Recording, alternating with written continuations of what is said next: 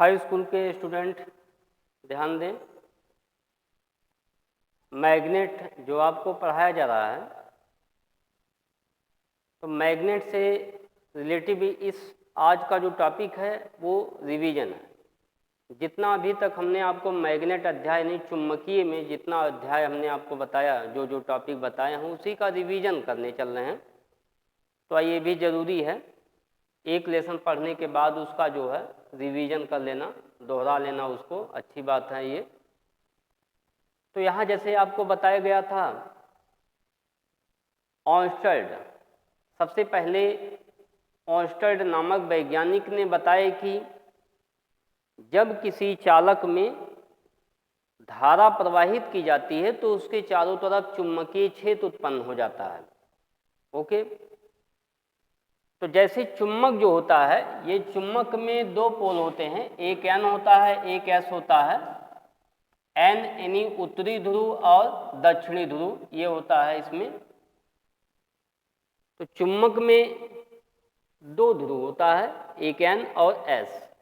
इसी क्रम में यदि हम कोई धारावाही चालक है, इसमें अगर हम करंट फ्लो करते हैं तो ये भी बिल्कुल जैसे चुम्बक की भांति व्यवहार करने लगता है। ये आपको पिछले वीडियो में बताया गया था ऑर्स्टेड का प्रयोग। यहाँ पे कुंजी जोड़ देते हैं इसमें, और इस कुंजी को जब हम ऑन करते हैं तो यहाँ पे चुम्बकीय सुई रखी गई थी, तो अपने मार्ग से विक्षेपित हो जाती है। तो जैसे यहाँ पे दिया हुआ है चुम्बक, तो चुम्बक में दो पोल होता है, एक एन होता है एक एस होता है। एन से चुम्बकीय बल रेखाएं चलती हैं, एस की तरफ चलती हैं इसमें, एन से एस, और इसमें भी एन से एस की तरफ चुम्बकीय बल रेखाएं चलेंगी। बिल्कुल सेम जो है, जो सेम कंडीशन इसमें आ रहा है, बिल्कुल सेम कंडीशन इसमें भी आएगा। ये भी एक मैग्नेट की भांति व्यवहार करता है। अगर इसको आप देखना चाहते हैं तो इसमें ये कागज यानी पोर्सलिन या जो है इसमें जो नली होती है, इस नली पर तांबे के तार, ये तांबे के तार होते हैं, इसको पतले पतले ऐसे अगर हम लपेट कर इस तरह से बनाएं इसको, और इसको ऊर्ध्वाधर कहीं पर अगर हम रख देते हैं जैसे ऊपर, तो जब इसमें करंट फ्लो करते हैं तो ये भी बिल्कुल जैसे एन और एस पोल बनता है, इसमें एन एस पोल इसमें भी बन जाता है। एन और उत्तरी ध्रुव और दक्षिणी ध्रुव इसमें भी बनते हैं। तो इससे ऑर्स्टेड नामक वैज्ञानिक ने बताया कि अगर कोई धारावाही चालक है उसमें करंट फ्लो किया जा रहा है तो वो बिल्कुल चुम्बक की भांति व्यवहार करता है। तो जैसे इस चुम्बक के अगर हम बगल में या कहीं इसके चारों तरफ अगर चुम्बकीय सुई को लाते हैं तो ये अपने मार्ग से विक्षेपित हो जाती है, क्योंकि इसका चुम्बकीय क्षेत्र है। प्रत्येक चुम्बक का एक चुम्बकीय क्षेत्र है, प्रत्येक आवेशित कण का एक वैद्युत क्षेत्र होता है, और जिसमें द्रव्यमान होता है उसमें गुरुत्वीय क्षेत्र होता है। ये तीन क्षेत्र आपको बताया गया है, बहुत ही इंपॉर्टेंट टॉपिक हैं ये तीनों। तो यहाँ से स्पष्ट है ऑर्स्टेड का जो एक्सपेरिमेंट था। अब इसकी वैल्यू क्या होती है, इसके लिए कोई गणितीय फार्मूला नहीं बन पाया। तो गणितीय फार्मूला बनाने में सबसे सफल जो हुए इसमें बायो-सैवर्ट दो वैज्ञानिक थे जिन्होंने अध्ययन किए, और उनके अध्ययन के आधार पर जो मिला यहाँ पर μ0/μ0/4 pi I into delta L sine theta और बटे आर स्क्वायर। ठीक है, तो ये कोई धारावाही चालक के कारण जो है जो चुम्बकीय क्षेत्र उत्पन्न होता है उसका, इसको हम कह सकते हैं गणितीय फार्मूला भी कह सकते हैं, I delta L sine theta R square. इसके लिए आपको डेरिवेशन में जो बताया गया था, यहाँ से ये आर डिस्टेंस हो जाएगा यहाँ से, और ये पॉइंट आपका हो जाएगा पी। यहाँ से ये डिस्टेंस कितना, ये जो इसकी लेंथ थी वो कितनी मानी गई थी, डेल्टा एल। ओके, ये डेल्टा एल माना गया था। यहाँ से ये कोण कितना था, वो कोण बनाया गया था थीटा। तो इस आधार पे इसका जो गणितीय फार्मूला मिला वो बायो-सैवर्ट का नियम था, जो बहुत ही इंपॉर्टेंट टॉपिक है इसमें।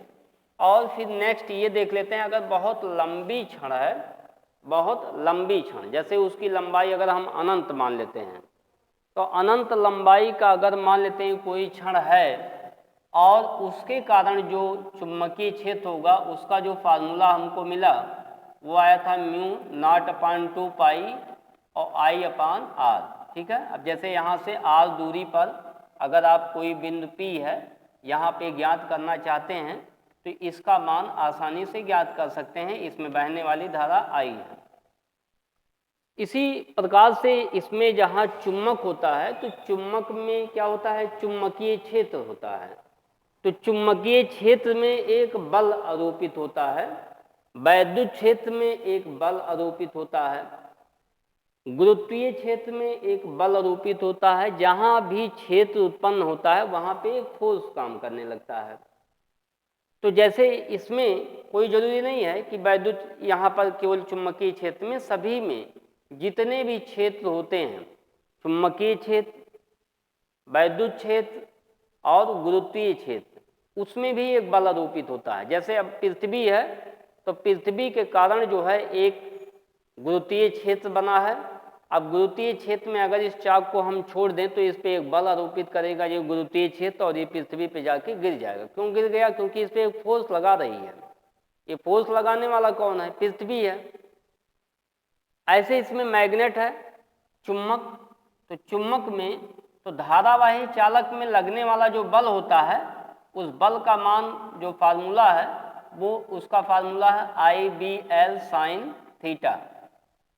तो लंबाई जितने ज़्यादा बढ़ाएंगे आप उतने ज़्यादा बल का मान बढ़ेगा, और धारा का मान अगर बढ़ाते हैं तो बल का मान भी बढ़ेगा। और साइन थीटा एंगल है, वहाँ से कोण का मान 90, यानी 90 पर ही सबसे मैक्सिमम बल कार्य करता है धारावाही चालक पर।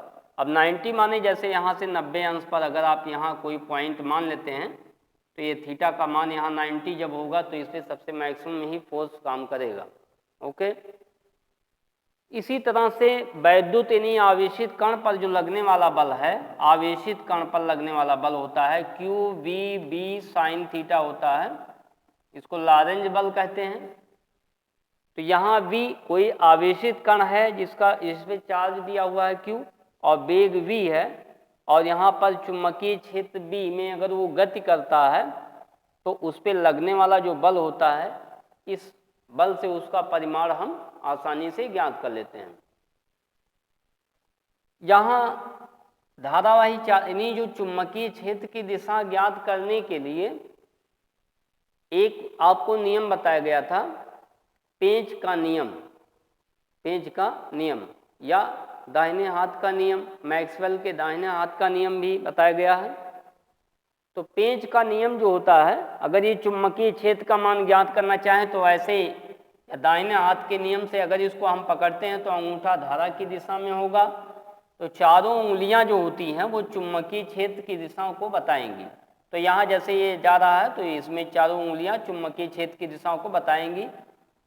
तो चुंबकीय क्षेत्र जो होता है या चुंबकीय क्षेत्र का जो परिमाण ज्ञात किया गया है बायो-सेवर्ट के नियम से, ये एक सदिश राशि है। तो सदिश राशियों की एक दिशा होती है। अब जैसे यहाँ पर इस तरह से इसको आप पकड़ते हैं तो चुंबकीय क्षेत्र यहाँ पर जो होगा वो डॉट में दिखाते हैं। क्यों? क्योंकि यहाँ चारों उंगलियाँ जो होती हैं, ये चारों उंगलियाँ चुंबकीय क्षेत्र की दिशा को ही बताएंगी। तो अगर धारावाही चालक को इस प्रकार आप पकड़ें कि चारों उंगलियाँ चुंबकीय क्षेत्र की दिशा को ही बताएंगी, तो ये राउंड फिगर जैसे ये इस तरह से राउंड घुमाएंगे चारों तरफ इसको, तो ये चुंबकीय क्षेत्र को बताएगा। तो चुंबकीय बल रेखाएं इधर से निकलेंगी और इधर जाएंगी। तो यहाँ चुंबकीय क्षेत्र डॉट होगा और यहाँ पर क्या हो जाएगा, इस तरफ क्रॉस हो जाएगा। दोनों मैग्नेट है। अब ये इस तरह से निकल के ऐसे चल रही हैं।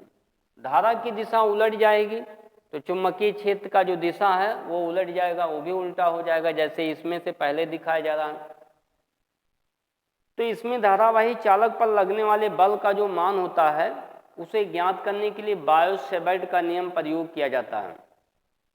बायो-सेवर्ट का नियम, तो बायो-सेवर्ट का जो नियम है, यदि हम अपने दाएं हाथ की 3 अंगुलियां, अंगूठा, तर्जनी, माध्यमा, वो इस प्रकार फैलाएं कि तीनों परस्पर लंबवत हों। इस तरह से आपको रखना है, ऐसे परस्पर लंबवत हों। तो अगर ये जो तर्जनी है ये चुंबकीय क्षेत्र की दिशा में स्थित है और ये धारा की दिशा में स्थित है, तो ये आपको लगने वाला बल अंगूठा बताएगा। तो जैसे यहाँ पर ये पिछले वीडियो में आपको बताया गया था यहाँ पर बायो-सेवर्ट का नियम, सॉरी ये फ्लेमिंग के बाएं हाथ का नियम, तो ये मैग्नेट होता है और यहाँ पे अगर कोई धारावाही चालक रखा गया है तो ये चुंबकीय क्षेत्र और बहने वाली धारा ऊपर, तो लगने वाला बल इस पर क्या होगा, अंदर की तरफ होगा। अगर धारा का डायरेक्शन नीचे हो जाए तो इस पर लगने वाला बल बाहर की तरफ होगा।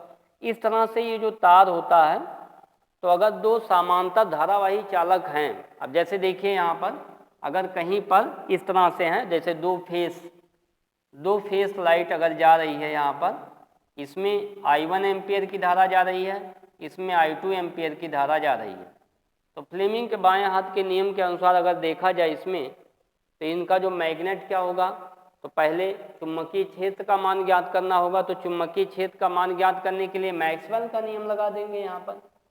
तो मैक्सवेल का नियम लगाएंगे तो यहाँ से जो चुंबकीय बल रेखाएं निकलेंगी वो इधर आएंगी, तो इस पे हो जाएगा क्रॉस चुंबकीय क्षेत्र का मान, और इसको जब आप ऐसे पकड़ेंगे तो यहाँ पर पॉइंट में लगाएंगे इसमें, क्योंकि यहाँ से चुंबकीय बल रेखाएं निकलेंगी ऐसे। तो इस पर आप पकड़िए, तो यहाँ से चुंबकीय बल रेखाएं इधर निकल रही हैं और इस पर जब आप लगाएंगे तो इधर आएंगे। अब यहाँ से चुंबकीय क्षेत्र का मान जैसे ज्ञात है और इसमें ये चुंबकीय क्षेत्र का डायरेक्शन अंदर की तरफ, धारा की दिशा, तो लगने वाला बल ऊपर की तरफ होगा, और इसमें बाहर की तरफ है चुंबकीय क्षेत्र और बहने वाली धारा इसमें आगे की तरफ। इस तरह से देखेंगे ऐसे, तो इस पे लगने वाला बल नीचे की तरफ होगा, इसमें अट्रैक्शन होने लगेगा दोनों में। तो यहाँ पर जो है फ्लेमिंग के बाएं हाथ के नियम के अनुसार किसी धारावाही चालक में लगने वाले बल का मान आसानी से ज्ञात कर सकते हैं, या चुंबकीय क्षेत्र में बल का मान दिया हुआ है और उसमें बहने वाली धारा का मान ज्ञात करना हो तो इस फार्मूले के आधार पर ज्ञात कर सकते हैं। ओके, फैराडे का जो चुंबकीय प्रेरण नियम है, तो यहाँ इसमें जो दिया है, इस टॉपिक में जो लास्ट टॉपिक है ये फैराडे का वैद्युत चुंबकीय प्रेरण नियम। तो उन्होंने सबसे पहले बताया कि इंडक्शन, ये कोई कुंडली है और इस कुंडली में यहाँ पर एक गैर धारामापी लगा दिया गया है, और जब इसमें कोई चुम्बक इसके समीप लाया जाता है, जैसे कोई चुम्बक यहाँ पर लाया गया जैसे NS, तो ये क्या होता है, इसमें एक करंट फ्लो हो जाती है, एक करंट फ्लो हो जाती है, क्योंकि यहाँ से जो चुंबकीय बल रेखाएं हैं, इस जो वृत्ताकार ये जो छल्ला बना हुआ है रिंग, उसमें से होकर गुजरती हैं, तो इसको सापेक्ष गति कराया जाता है। तो इसकी डिफिनीशन आपको बताया गया था पिछले वीडियो में। जब किसी कुंडली और चुंबक के बीच सापेक्ष गति होती है तो कुंडली से बद्ध चुंबकीय फ्लक्स में परिवर्तन होता है, जिसके फलस्वरूप परिपथ में एक प्रेरित विद्युत वाहक बल उत्पन्न हो जाता है, और अगर ये बंद है तो इसमें एक धारा बहेगी जिसे प्रेरित धारा कहते हैं। यहाँ पर जो उत्पन्न होने वाला वोल्टेज है उसे हम प्रेरित विद्युत वाहक बल कहते हैं। क्यों? क्योंकि ये प्रेरण के कारण उत्पन्न होता है, और ये जब लाइट यहाँ से चुंबक इस पर गति करता है तो उसी के कारण ये उत्पन्न होता है। ओके।